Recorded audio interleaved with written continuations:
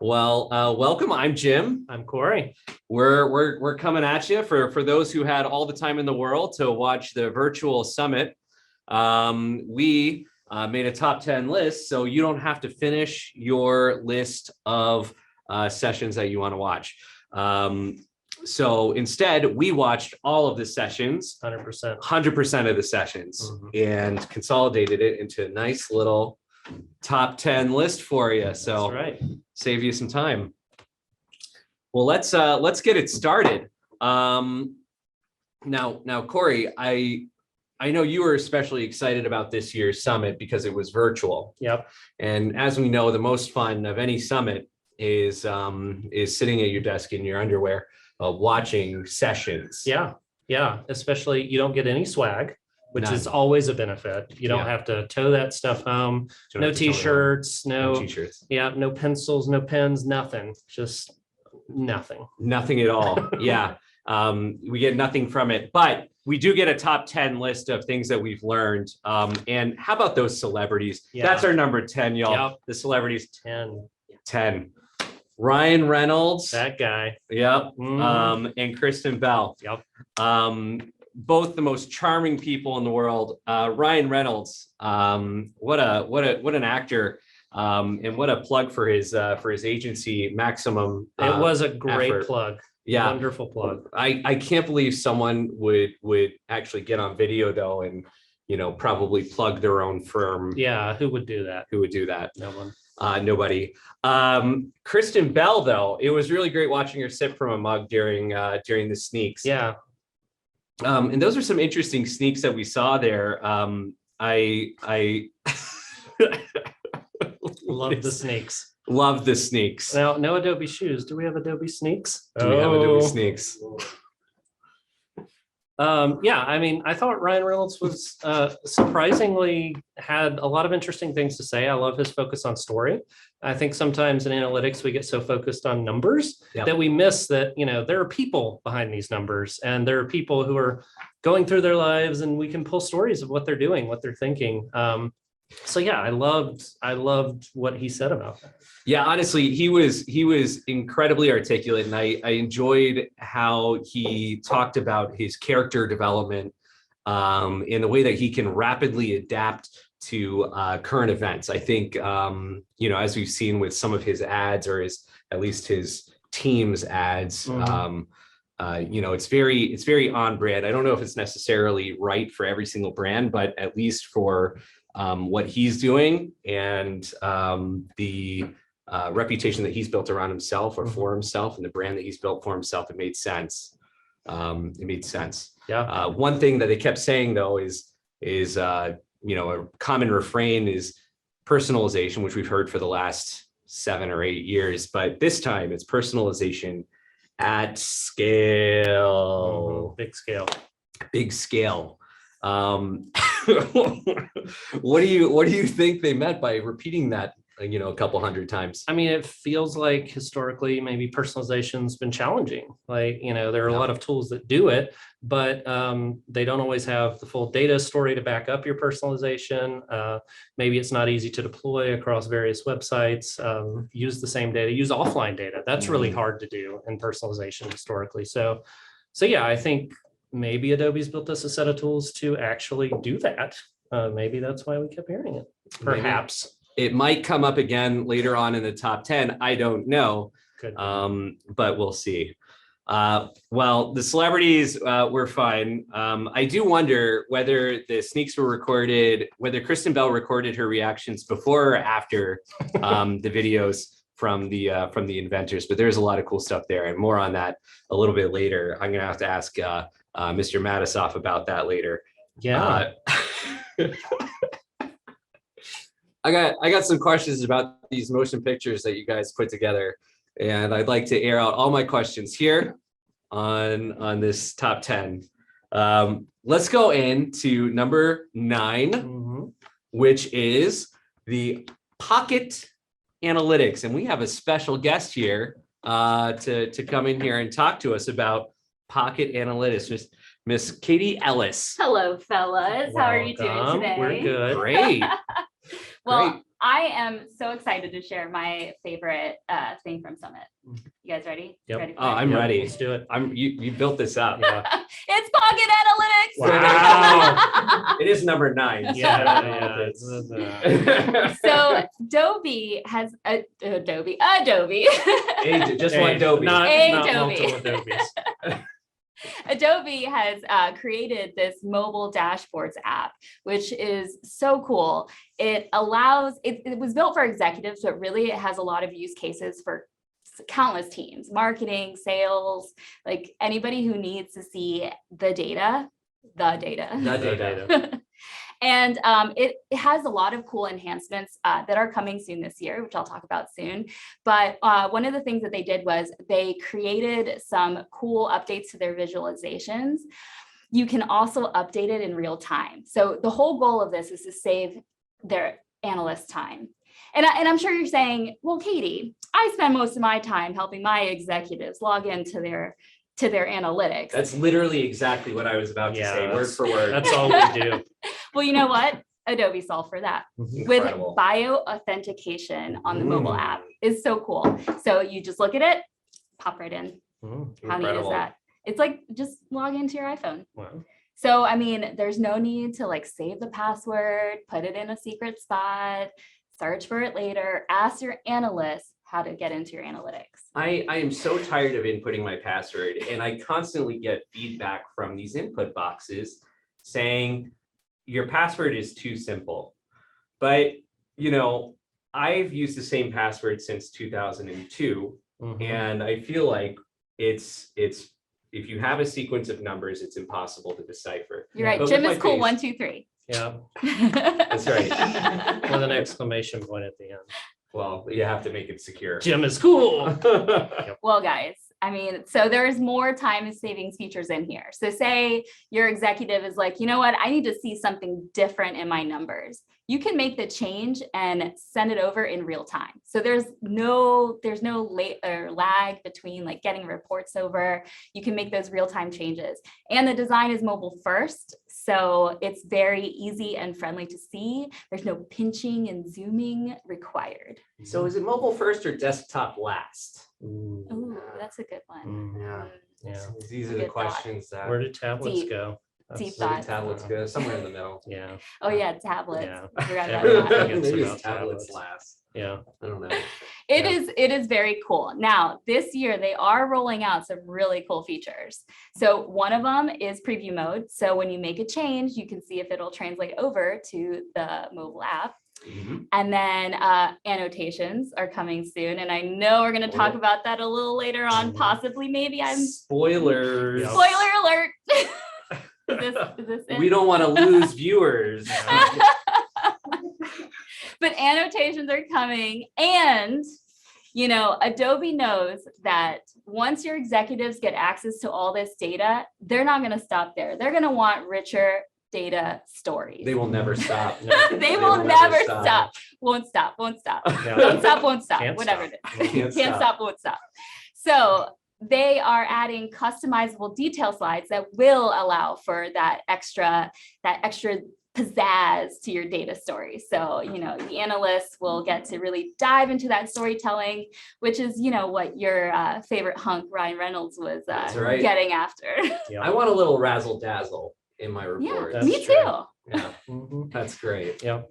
Well, guys, thanks for letting me share my favorite part of Adobe Summit. As a marketer, I am so thrilled about this. I think it's going to allow for greater access to data, and I can't wait. Yeah. Thanks so much, Katie Ellis. Yeah. And that's not 4 letters, KTLS, which No, would be you a might radio think. station. Yeah. Yeah. Well, that's great, Jim. I can't wait to sit in my hot tub and look at data on my phone. That's right. Yep. You know, typically when I'm in the shower looking at data, I often want a way that I can send those reports to people who I delegate work to. That happens a lot. That happens a lot. Yeah. That happens a lot. And Yeah. whenever I drop it in the toilet as well, you know, I sometimes need to have that response immediately. Yeah, Yeah. that's true. Don't put data in the toilet, guys. No toilet data. Yeah. All right. So what are we talking about next? Gosh, number 8. Ooh. Now, I know you all wanted us to continue bantering for another 45 minutes, but we do have 8 Yeah. other numbers. Number 8 is target connectivity in AEP. And we have none other than Chris Strobel here to talk us through how Target connects to AEP. Yeah, he's our target man. Target See man. it. Let's do That it. I am. So yeah, I would be happy to continue the banter with everybody if we want to, go down that route. But I know people are super excited to hear Keep about going. what's coming with Yep. Target, and because I just live in the Target world, and so I'm used to things kind of running real time in Target on its own, kind of doing its own thing. And finally, now Target is being connected into these other products that Adobe has, such as AEP, and so where now we can start taking advantage of the real time magic that happens over in that world, and we can kind of start combining those worlds together. So the way they're setting it up is really nice. So if you're familiar with kind of any part of launch and how that's kind of set up and how some of the audiences and things are used in Target, the way you kind of wire all that stuff up is very similar in this kind of new way. It's just you got to use some of the web SDKs and things like that to get this stuff up and running, especially on the edge, which if you're looking into doing this kind of stuff, that's probably why you want to do it anyway. So you're going to be doing all that stuff in order to take advantage of all this real-time goodness kind of in all of the various products.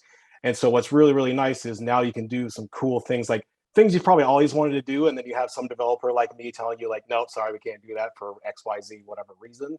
Now you can finally start doing some of that cool stuff that you've been dreaming about for like the last 10 years. So we're finally there, and it's like, oh, I can actually do some real-time stuff. And if I'm able to determine that this person now falls into this audience as of this very moment, you can pass that immediately over to Target, and then it can start doing it right then. So not only can you do all that within Target stuff like you've always been able to do, now you can take advantage of all of your multiple sources of data that are all flowing into all of this cloud magic we have now. And you could send that over to Target as an audience like you've been able to do through analytics so far. And Target's like, oh yeah, I know who that person is. I now know exactly what they're doing. And now I can throw them into whatever activity and show them whatever experience. We did it. Shut it down. Yep. There you go. Shut it all down. Nailed it. That's wonderful. Thanks, Chris. Yeah. Sounds pretty edgy to me. Yeah. I was waiting all day to say an edge joke, and there it is. You got it. We did it. Yep. All right.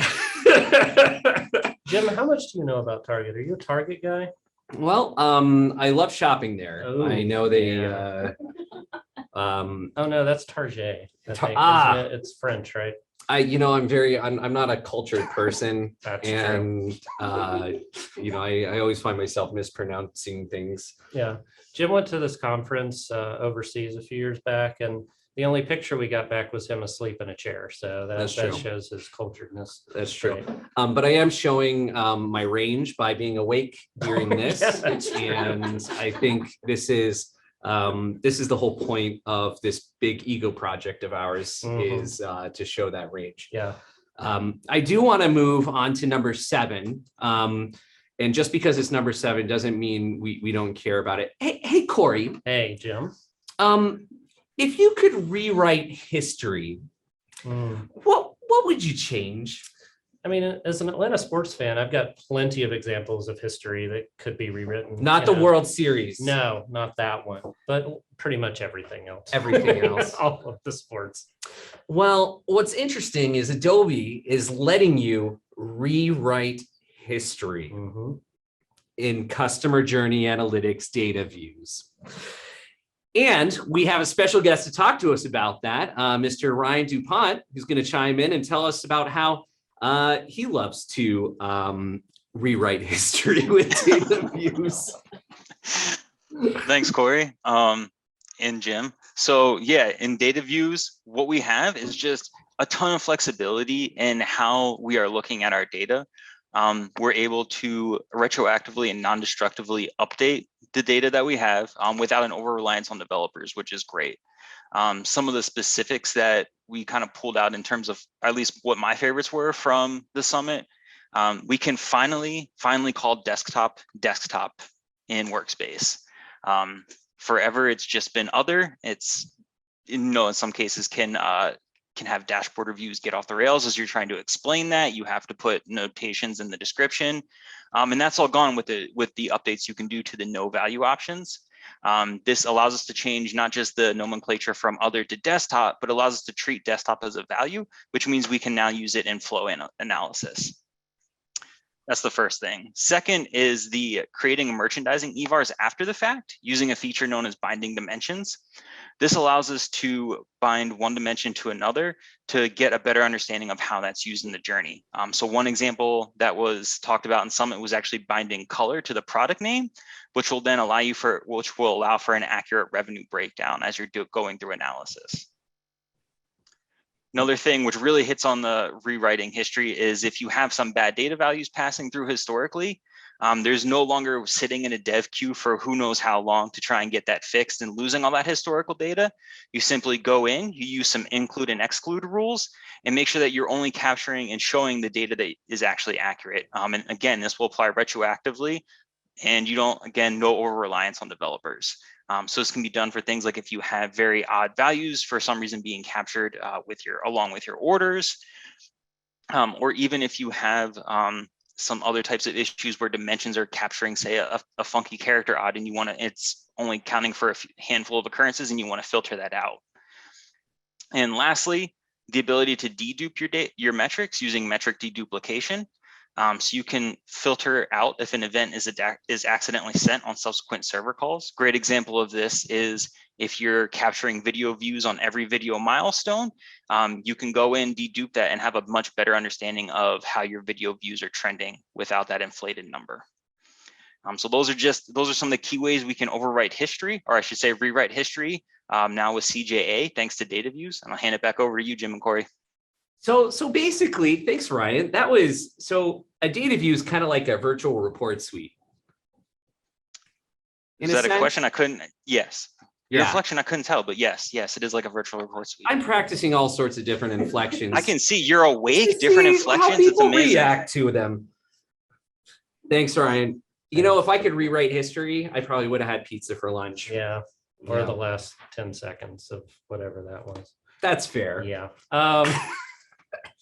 Yeah, so that's super exciting because as we all know, sometimes mistakes are made in implementations. Jim makes them all the time. It's true. Yeah, every day. That's All the time. Tragic. Ryan Reynolds said to fail. Oh, yes. And And I you took are that to great heart. at that. So yeah, we're excited about the ability to, if you make a mistake, fix it quickly. And yeah, it's just great. Super great.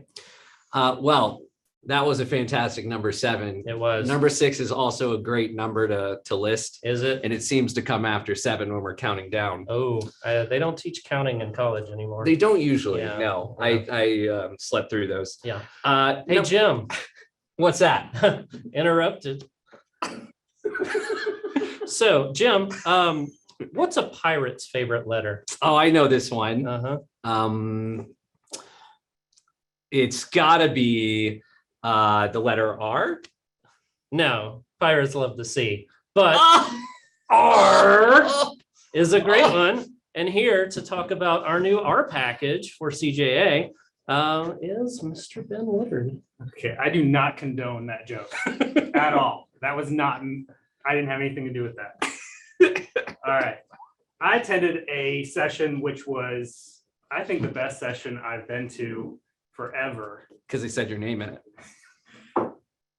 Okay, maybe, but so you're calling out the bias in this, but also Trevor Paulson did one that was kind of took me off a little bit down memory lane, back to when I had hair, and don't get me wrong, I'm proud to be representing the bald head data community in this hairdom. Yeah. We're happy to have you. Yeah. Yeah. Thank you. So, but Trevor did the long hair approach of like not sneaks, because that's not the right number. Mm-mm. No, he did the hot tips for Ooh. CJA. And one of the hot tips, which I don't know why it took so long to get to, it is like towards the end of the session, but was the CJAR package that we produced for CJA data to pull the data out using the API. So we do a lot on the analyst side of things with pulling the data out of Adobe. And we did Adobe Analytics. We produced Adobe Analytics R about a year, well, right at a year ago. It was March of 2021 when we actually launched it on Crayon. And then we were able to take that infrastructure that we had built in that R package and produce that for CJA. So we have CJAR now available on Crayon, for those of you that know what Crayon is. For those of you that don't, That's how my we wife really- pronounces crayon.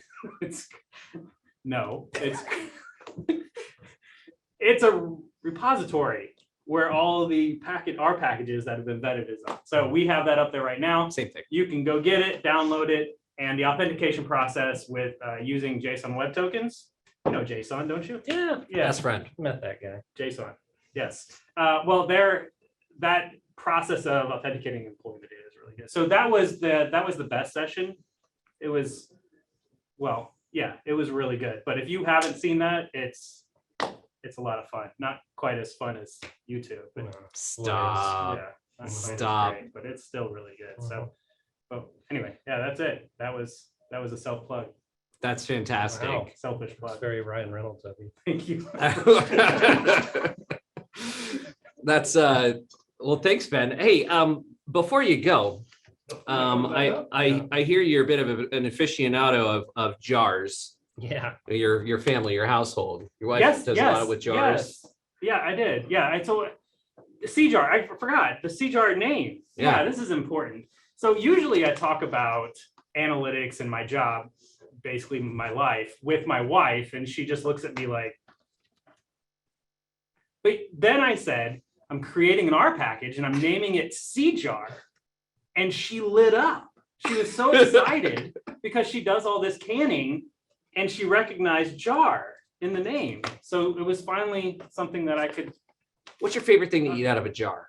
I love peaches. Peaches from a jar. Yeah, peaches from a jar. Stew's That's a pretty good good in pick. a jar too.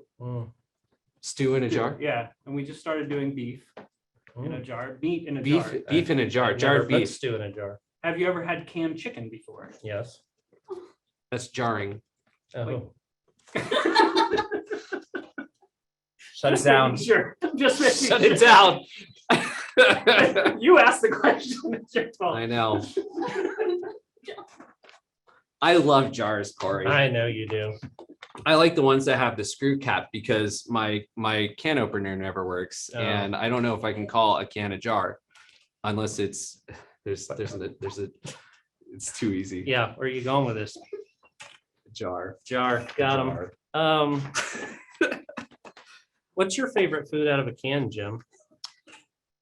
My favorite food out of a can. That would probably have to be, well, it depends, because there is like a sauce out of a can, Chipotle and adobo sauce, which Yeah, is really pretty good good. with, Mhm. you know, Great on enchiladas. for cooking good Yep. with it. I don't know, tuna's good. I mean, if I just have a can of something, Mhm. it's gonna give me some tuna and Yeah. Hey, what was that? Okay. Just wanted to make sure we got that. well, I want to like what's next? Number 5. Yeah, this is our favorite Adobe announcement. I thought it was really brave of Adobe to announce that they're sunsetting Universal Analytics. Yeah. It was incredibly brave, and I don't think anyone saw it coming. No. Um, Wait, Adobe announced that? I thought Google like had to give them permission to announce that Oh. they were sunsetting Universal Analytics. No, No. Adobe's sunsetting reports in the analytics UI. Yeah, that's for it. Oh, well, for the 3 people on the call yeah, who are still just- using just that, we'll rewind just that let's skip over. brave move. Good job. Brave, real brave. I do want to let's fast forward through that one, Yep. and we're gonna go straight to number 4. And I got a little help from Adobe on this one. Yeah, we do get by with a little help From our friends. we have a special guest on here who is often like the mastermind of Summit Sneaks, and he'll dispute that because I don't know what he wants his official title to be. Evangelist, you know, Mr. Sneak himself, Mr. Sneak. That's the one. We have Adobe's own Eric Matisoff here to talk us through, give us a rundown of the hashtag Summit Sneaks. Yeah. Hey, Eric. All right. Hey, Jim, Corey, how we all doing? Oh, doing great. Mhm. I just wanted to point out that this is by far the best post-summit webinar I've ever seen. So Thanks. you're killing it. I'm really proud of you. Stop. You stop. Thank you so much. The This is his all- first post summit. For the recap. It's fine. It's mine too. It's probably my favorite. yeah, all 67 attendees. Everyone's got to be really Pretty enjoying much have themselves. the entire Adobe marketplace here. All of them. Yeah, I think that all that jargon really sold it. Anyway, it's nice to be here. Remotely. It's actually not nice to be here. I wish I was No, there. it's, you're cuddling not- up right next to us Yeah. in this virtual Mhm. Yeah, post. we can hug. Oh, look Yeah, at look at that. We'll just, that was good. So, that was nice. That was real nice. Refreshing. Yeah. So yeah, so hopefully I'm excited to hear that Sneaks made the list. Just barely rounding out. What is it? The top 5? Are we on number 4, number 5? I can't keep 4. track. You guys are so Number 4. disorganized. Top It's 6. a hard 4. Okay, yeah, rounding out the top 4, which is commonly said. I think we had a good run of it this year. Kristen Bell was a pleasure to work with. She was very funny. The producers thought she was super easy to work with, very friendly. I was not there in that home that we rented for her to sip tea from and hold up binoculars. But we had all sorts of cool technologies. I don't know. Well, what sticks out in your mind, Corey? What was your favorite sneak? Oh man, I forget the name of it. I didn't write it down, but the feature where you can get like insights on what people are searching for in real time, and it'll show you like, hey, the faucet example was the one that was used, right? Like someone's looking for COVID safe faucets, and it just pops up in the UI. It's like, hey, go find some COVID safe faucets because people want to buy them from you. That was demand Demand detector. We were Detector. detecting the demand. Yeah. Yes. Yep. Yeah, I agree. That one was really good. It's cool because it's got the Adobe Commerce angle. Dej was a pleasure to work with. She was really super smart, really fun. And like Kristen and her had like a little thing going on, but not all of the interactions ended up making it to the final cut. So, you kind of got what you enjoyed. What I really liked, I thought like right sized was really cool. The AR one, I thought it was really neat, like the ability to take a picture of a web page that has those invisible AR markers and then for it to just pop right into the app, and you can get like down to the millimeter size accuracy of your AR. That one I thought was cool. What about you, Jim? The whole time I kept thinking, there's KPI pop. And the whole time I was thinking, he's got to want to call it K-pop. But then someone's like, well, let's call it KPI pop. I think people will merge those together naturally. I did enjoy that. I thought KPI pop was pretty cool. I also like the colorblind feature. The last one, I forgot what that one was called. Design Decoder. Yeah. I thought that was pretty neat. As someone who's worked with folks who've been colorblind, and I showed them a beautiful design, and they said that's a lot of gray. Which neutrals are important, but neutrals not are that important. Yeah. The tech there is super cool. K-pop. Usually we try to find Sneaks hashtags that don't have a ton of tweets ahead of time. So hashtag K-pop could have been, I don't know, there's something else going on there, but it was fun. Thanks for joining. I'm glad to be here with you too. Yeah. You get to meet Kristen Bell. I did not. I was on the Zoom while she was on the Zoom. So she and I have interacted slightly less than Corey and I have. Oh, that's a shame. Yeah. It's tragic. That's tragic. I know. If we were in Vegas, we could have high-fived. We could have talked about, life, love, and 6 degrees of separation. Analytics. 6 degrees of separation. Yeah, like I was on the Zoom with this person. That counts for something. Who was on the? We were all. We're all, what is it, 1 degree or 2 degrees away from Kristen Bell, by being on this call. Through Eric Madison. Yeah. Through Eric. Yeah. It's pretty exciting. Yeah. It's Yeah. pretty exciting. Yeah, write it, put it on your LinkedIn. And now we're like 3 degrees away from Kevin Bacon. Yeah. Yeah. Was Well, Kristen yeah. Bell in any movie with Kevin Bacon? No one knows. Probably, I don't know. Someone might. probably. We have a lot of internet people on here. Any Kevin Bacon aficionados? Any on Kevin this Bacon? call? We're looking for Kevin Bacon aficionados here. We're gonna have a sneak that focuses on that at Max, actually. So don't miss out on our Creative Cloud conference in October. Okay. Well, we'll all Mhm. be there, especially if it's virtual. That's a sneak peek into sneaks. Wow. Wow. Sneak Oh. squared. Yeah. Cool. All right. Can I go now? No. Because I mean, I'm having a blast. Bye. Bye. We miss you. Bye. All right. Well, that was a lot of fun. Yeah. Speaking of wordplay, we have. You're setting up your transition that far ahead. I mean, I like to come prepared. That's why all my papers are on the floor. That's true. He has dropped all of them. You don't need to pick them up. That's fine. I intentionally dropped some of these. Uh-huh. Thank you, John. We're now in the top 3, Yeah. the only important ones of this whole call. So you've been sticking around for the last 30 minutes, hoping to just grind through our banter and get on to the top 3. Mhm. And speaking of wordplay, I've never heard that transition before. we have an expert on CJA who's ready to talk through something that's really neat. Yeah.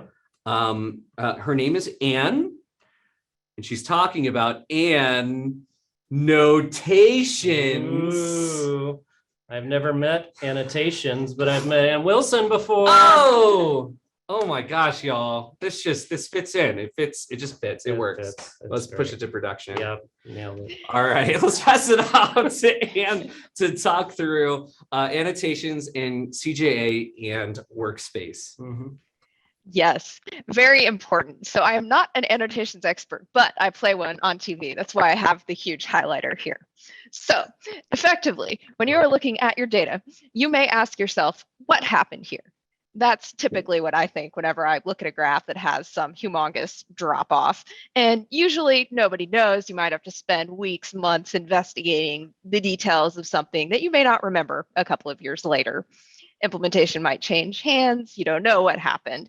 And historically, a lot of people have asked for this in Adobe, and it's been in labs. It hasn't ever been officially released, but we are finally getting annotations, and we can apply those at all sorts of different scales. So we can apply them just to specific projects. We can even have multiple colors for annotations, very important. You can color code them. And you can limit them just to a particular metric, date range, etc. And it's really cool because they don't just show up all the time. They only show up when they're relevant. So if you're looking at a table view, there's an obvious red marker. So you're like, what's that? That's a red flag. I need to look at that. You can see immediately that something's wrong potentially with that data, or there's something you need to know. And going from basically no ability to do annotations and having to constantly explain reports, answer the same questions, to a really detailed and granular way to manage them is a big deal. So that was really exciting to see that finally getting released, and it is going from labs to production tomorrow. So it's about to come out. Great timing. Yeah. Great timing. Thanks, Anne. Sometimes I don't want to just change history. Sometimes I just kind of want to annotate it. Yeah. Yeah. Yeah. Asterisk. Little asterisk here and there. Yep. Saves me some time. Mm-hmm. That's You just great. need to get a big highlighter like me, and then you can do that. That's right. It kind of looks like a Twinkie from this. It's pretty good. A little Right. bit. Awesome. Well, what's next, Jim?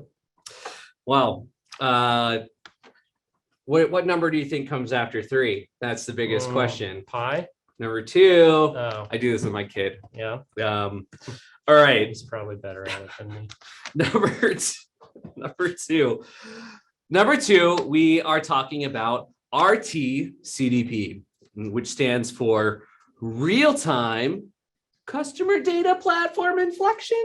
Wow. More like really turnkey CDP. I don't know what we're doing. We're holding for applause Oh, because that was a joke. yeah.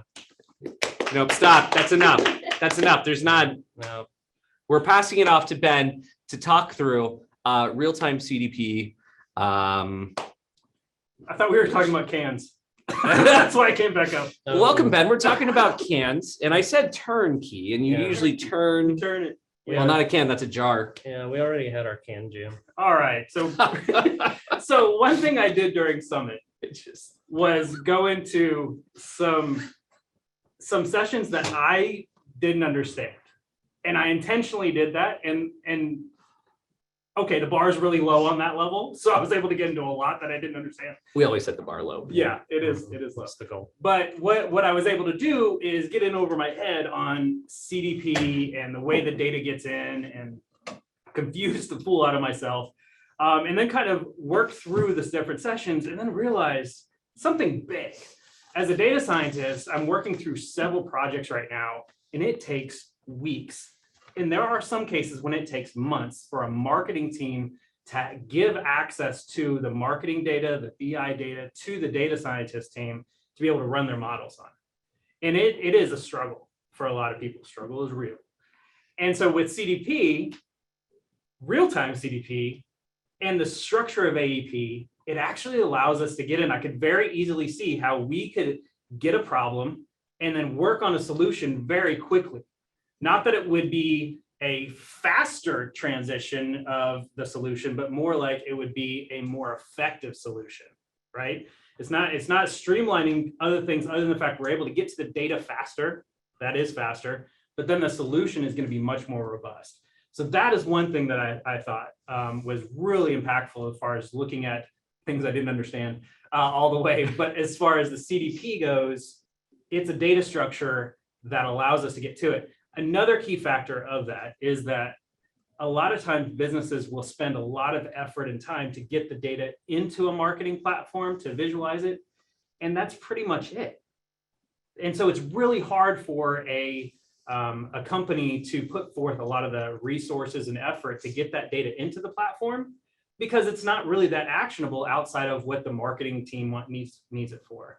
But in this situation, the data is so tapped into every other area of the business for marketing and analytics that it just makes sense to get it into that platform and have it working for you, and then tack on all these other applications such as data science. So that was a big source. Did you guys see anything else as far as the our time? Our time. I'm just It is our time. Our time. Yeah, I mean, I just love how connected the CDP is, right? Like you can build audiences, you can ship them around, you can just passing things so easily. Like, we have an entire data engineering team whose job is to help us move data around, and just a product that does this automatically is kind of amazing. It's kind of really cool to see how everything's interconnected. Yeah, we don't need you anymore. Yeah, that's right. Hooray! Nailed it. We can pursue our dream and Yeah. whatever No, my I think dream is. I think it honestly just streamlines it allows you to get closer to the data without having to go through and wade through all this other mess. Yeah. So the engineers can do their job Mhm. more effectively. Well, I think that said, one of the biggest challenges with leveraging that data is getting the data, the right data into AEP. And I think over the next year or so, one thing I'm going to be on the lookout for is how Adobe responds to whether we're not tipping too close to the technical end, and we can still meet somewhere in the middle between the marketer and the engineer through implementation. But in terms of the foundation, I think the foundation 100% is there, and the data that you get out of real-time CDP and how you can activate that data. And I think it's more like it's less personalization at scale and more activation at scale.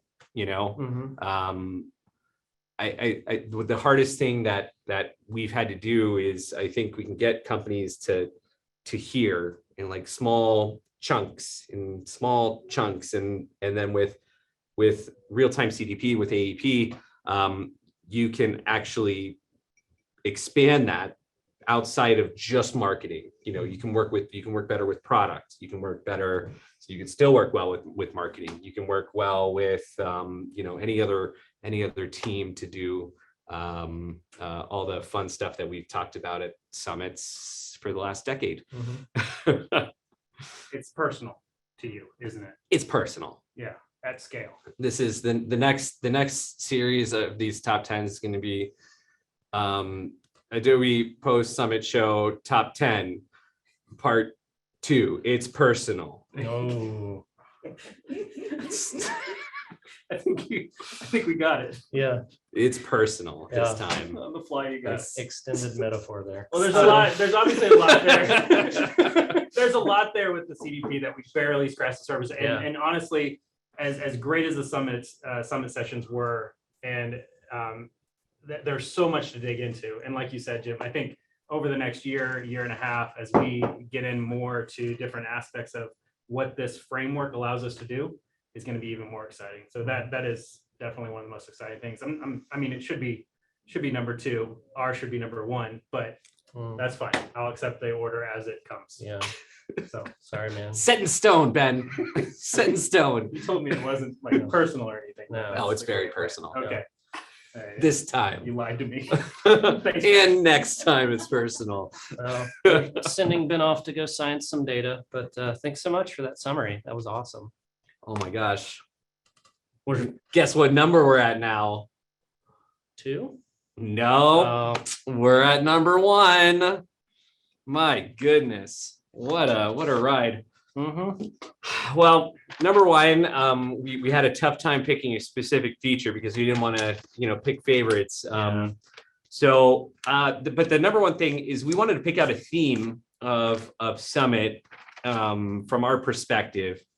And that is, for number 1 is Adobe's all in on AEP. It's AEP is what is next. It's what's now and it's what's next. And let's talk a little bit about what that means, because I think just saying it's like, oh, okay, well, that's kind of a cop out for number 1, Jim, you idiot. That is in the notes. It is in the notes. But what do you think that means? That for everybody who's watching this, what do you think it means that Adobe's all in on AEP? Yeah, so for me, it's been interesting watching Adobe develop, and I've been watching Adobe since far before Experience Platform, far before analytics was a thing. Like even looking back to the days when I was using like CS2, right, Creative Suite, and Adobe has performed a ton of acquisitions over time. Like I remember when they acquired Macromedia and they got Dreamweaver, and that was maybe not the best acquisition. That was a real quality product. Being a web developer back then, wonderful. It felt good at the time. Yeah, it was great. But Adobe has managed all these acquisitions, and I think one of the challenges that they face that have become clear is just that it's hard to connect products that weren't built to be connected together, right? Yeah. And so we've seen this with sometimes it's a little bit challenging to move data around between the various Adobe products. Getting a stable user ID in various places can be a challenge. I think Adobe's really committed to building something this time. And I think it shows, because you look at all of these products that historically have been very disparate. You've got Target over here and Analytics over here, and Audience Manager, and they kind of talk, but not the best at times. This product is built, it feels like, on the premise that everything should have its data in one spot, and everything should be able to comprehend and understand that data, because it's built in a standardized schema, right? We're pushing data in a way that just makes sense, and all the products can understand that. And so that's why we have people like Ben being able to pull in data for data science-y magic stuff that I don't quite understand really easily, because it was built to do that, right? Yeah. And to me, that's kind of the core offering and what's exciting. You look at other vendors and other products, and they kind of have that same approach where it's like, my product does this. Yeah. And then there's a whole ecosystem of things it doesn't do that you have to buy other products and bolt on and connect and data engineering and all that. It all just works. Well, and I think too, we are as an industry moving toward an event-driven model with everything. You know, we don't have a page view. Like the distinction between a page view and an event, which or a page view and a track link call or whatever you want to call it. That is specific to websites. And as we get into more of a I don't know if homogenous is the right word, but you kind of get where I mean, where it's like everything that happens is an event. We want to tie it back to a human. Yeah. So we kind of have these different scales in marketing and analytics and product and stuff like that, where we have this spectrum here of, you know, whether it's for marketing or whether it's for product, right? And I think for the longest time, you know, we have stuff like Google Analytics and Adobe Analytics and stuff like that, really cornering the marketing analytics side of things. Whereas, you know, that's left some opportunity for some other products to maybe gain some ground for product teams who might not necessarily see a marketing analytics tool as solving their product problems. And so I think as we move forward in the next few years, we're going to be changing our language a little bit from very marketing centric language to we've been saying the word experience for forever and ever, but I think it's going to take on a different we're finally getting the right context to experience, because we're thinking about things holistically as opposed to just through the lens of marketing and user acquisition. Yeah, and I think that's a great point. Like having an event-driven mindset. Like, what's an event when a user clicks on something on my site? What's an event when my smart refrigerator, you know, falls below a certain temperature? What's an event when my, you know, heart monitor reaches a certain level? Like, events are everywhere. It's not just web, it's not just mobile, it's, you know, wearables and devices. I mean, I'm sure certain cars can tell you when they're low on gas, like that could be measured. Like, you know, so I think having a customer centric platform where you can kind of grab all this online data, offline data,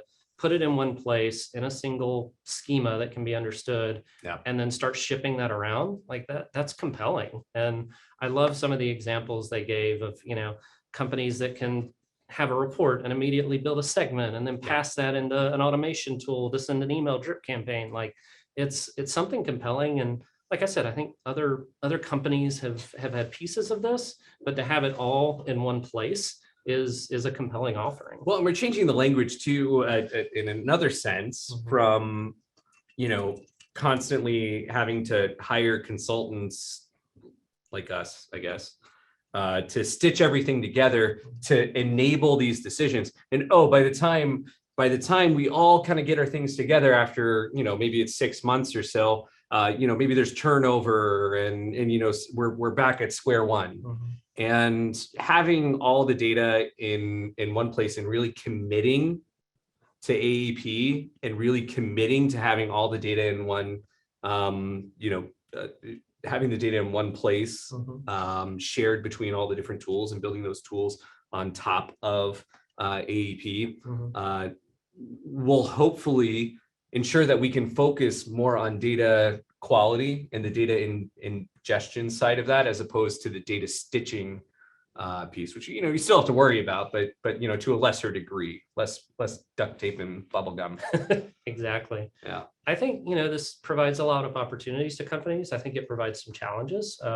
One of the examples that I heard was, you know, a company had started popping up little clusters of interdisciplinary people who had to look at all this data from different angles. I think that's something new. Your data is not just in analytics, and analysts are looking at that, and marketers are looking at this. Like, you know, companies are going to have to start adapting and thinking, how do we get all these people in the room that all have experience with these different types of data that now all live in one place? And how do we best leverage the tools available? So, yeah, I think there's an opportunity there, but I think it's going to take some work. The other thing is, those schemas, right? We have these core data schemas that run everything. Who's building those? Who's, architecting what those should look like? I think there's, that's a big challenge that we've looked at solving with like our Apollo product for pushing data from the web. But I think there are, a lot of challenges there where people who have always just kind of accepted what came from the web are now having to start thinking about what should that data look like? So yeah, I think there are a lot of challenges and unique opportunities. I'm excited to see the analysts grow into kind of mini architects and the marketers kind of lean into that as well. They can be complete architects. They don't have to be mini. They don't have to be teeny tiny. Yeah, little people. Or where are we gonna have mini computers for them? Oh yeah, Mini desks? well, we can give them a mini computer in their phone and they can look at a dashboard on it. Oh, full Throwback. circle.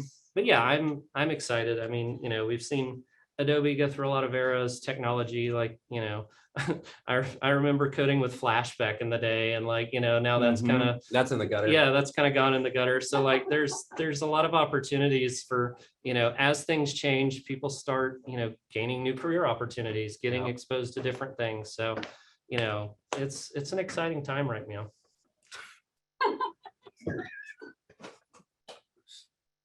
It is. It is. Well, folks, that about brings us to the end, but we wanted to open it up to anybody who wants to add maybe what they thought should have been number one, or if they have any questions. We have some folks from some friends from Adobe on the call. And we certainly enjoyed it. If anything, at least we had fun. I had this much fun. I had about, this is my second fun cup. Oh man. But yeah, we've got our panel of experts here, people on the call. So if anyone has any questions, feel free to speak up. We can solve the Kevin Bacon to Kristen Bell. Oh, From Julie Marks. okay. Kristen Bell was in The Boss with Peter Dinklage, who was in the Toxic Avenger with Kevin Bacon. Oh man. He was in the Toxic Avenger. There's got to be a new Toxic Avenger, because there's the 1970s Toxic Avenger. I feel like they remade it. Whatever. Julie. I watched Toxic Avenger. I love some old comedy horror kind of things. Yeah. All right. Well, we're all, I guess, 4 degrees away. What is that? 4 degrees? 4 degrees from Kevin Bacon. 4 degrees from Kevin Bacon right now. Good. Thanks, Eric Matisoff. Yeah. Thanks, guys. You did a really, really excellent job. I am so thrilled. You can hear the excitement in my voice, I'm sure. So We can feel it. Yeah. I couldn't be more excited about. You should do this every week, honestly, just as you're watching more and more Summit videos, because honestly, the star of the show was Ben. So bring him back to talk about. Yeah, he was fine. He was okay. He was okay. Yeah. Ben, next week, please bring some cans. Or jars. Or jars. Yeah. Either one. Should teach us what the difference is using data science. I like that. Are jars only glass? Can you have I don't know. Yeah, what constitutes a jar? I don't know. Don't get Jim on a defining something. Right? Post. Don't spoil it. Don't spoil it. Yeah. Let's talk When about is a door not a door? Oh, I'll talk about what Yeah, sandwiches yeah, I are. know. Don't get me started. I Anything won't. else in chat that we want to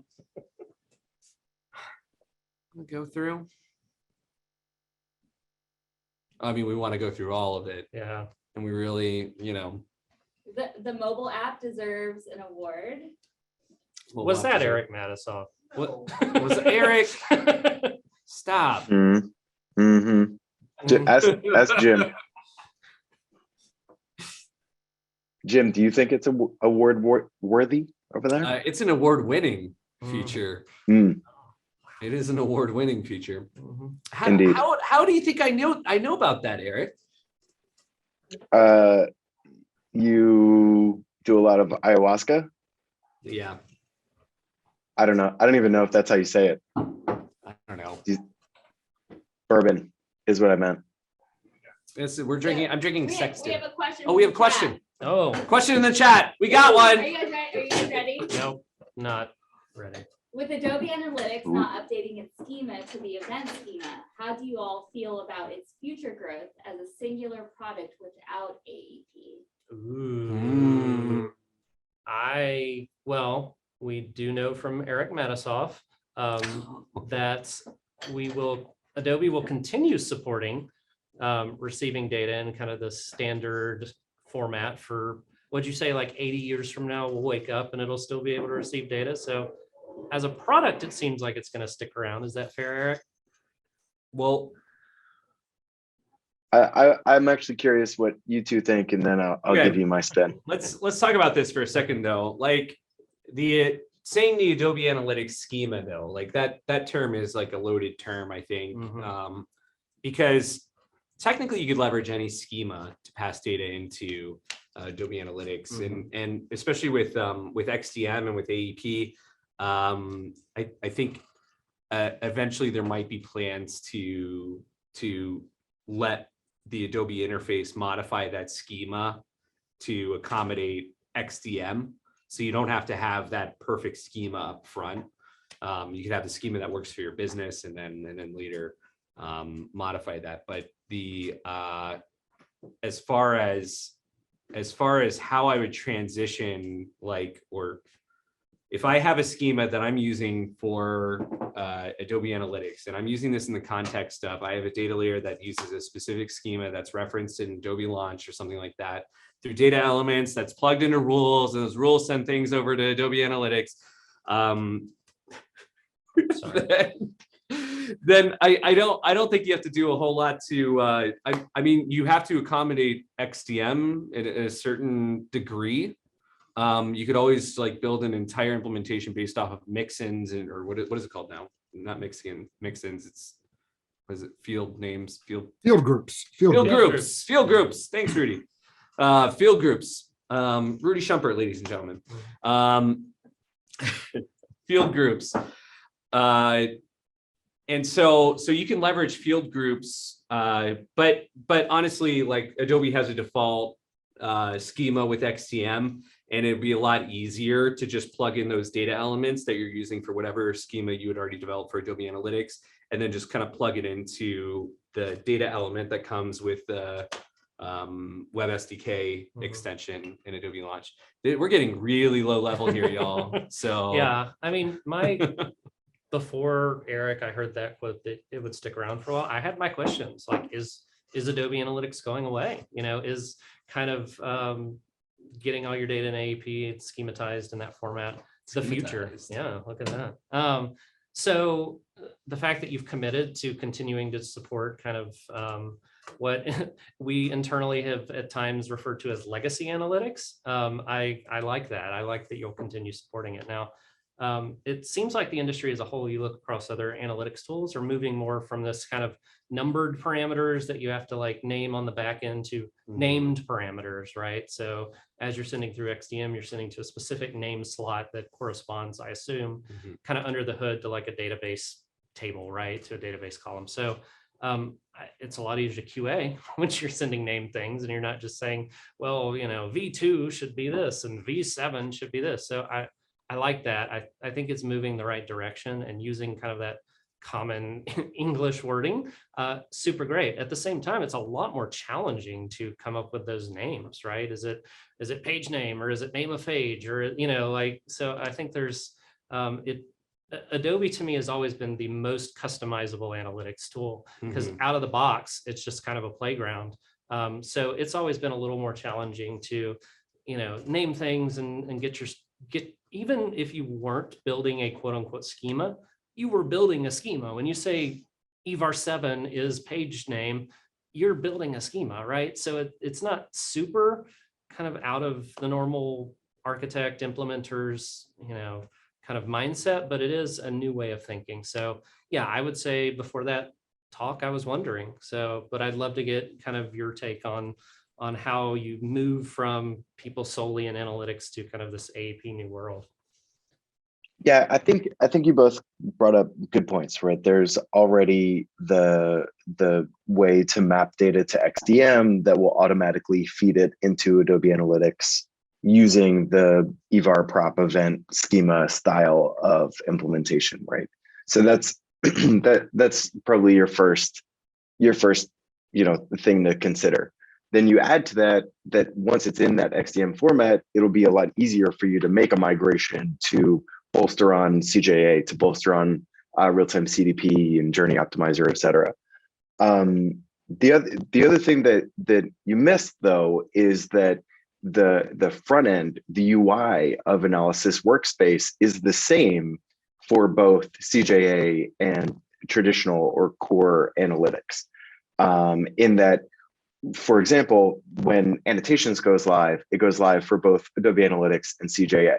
Now, there are going to be features that are CJA only, and that's because they are reliant on the incredibly more powerful and updated backend architecture, like some of the stuff that you're talking about that Trevor was sharing with transformation and restating history and all of that kind of cool stuff. So like, I think that's one of the big advantages that we've had forever. I mean, like, not forever, but it's like literally the reason that I was super excited to come work for Adobe was because of Analysis Workspace. And we're not going to get rid of Analysis Workspace anytime soon. So much so that we've built it on top of both the core analytics architecture and then rebuilt it to use the same UI on top of the experience platform architecture for CJA. So hopefully that kind of is some additional food for thought for you as well. Yeah, and it's a great UI. Like it's a fun tool to use at times. Yeah, it is. Yeah, so I really like it. It is fun. And I'm not just saying that because Adobe's on the call. Yeah. There are plenty of bad reporting tools. Yeah. And yeah, I like yours. I like yours. Oh, it likes you too. Yeah. Oh, you hear that? You mean a friend. Yeah. All right. So I don't see any other questions here, but thank you all for coming. And we really appreciate you spending your time with us. We had fun spending our time with you. So maybe join us next year or something like that, or I don't know, whatever next year. We'll do it. We're doing it live. We're doing this all live. So whatever. All right. Bye, y'all. Thanks all.